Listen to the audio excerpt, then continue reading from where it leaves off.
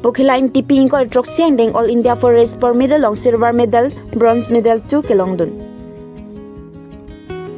Niphai kretrok prejiklo Chhattisgarh rong supi Raipur along Niphai kretrok pen kiching ko troksi angdeng All India Forest Sport Medal long Pokhila Ingtipi 200 meter along silver medal isi 400 meter 800 meter walking race kachipate along bronze medal hini kachipalong dunsi Assam Pharman nong nam kemi nang 1 pilo.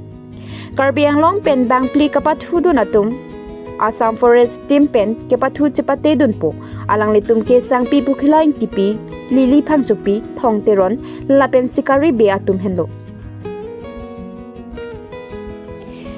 Karbi Anglong Forest is Division Protection Squad ranks along Forest Star Grade 1 asai ki Pokhila Ingtipi ke athletic event 400 meter walk 800 meter race walk chipate dunlo.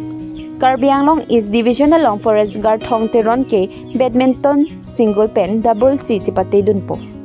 Karbi Anglong Forest working plan along Forest Star 1 Sikari beta badminton single lapen double C pathu chipate dunpo.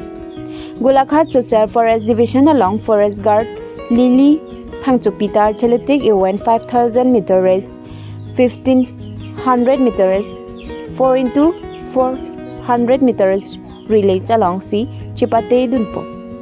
Alang nitum bang pliatum aphangta mesen pen ke pathu chipate dun thekji aphan hirzume pajir dun iklone. Dipu Pendrerson Hanse report Karbi Anglong TV9 News.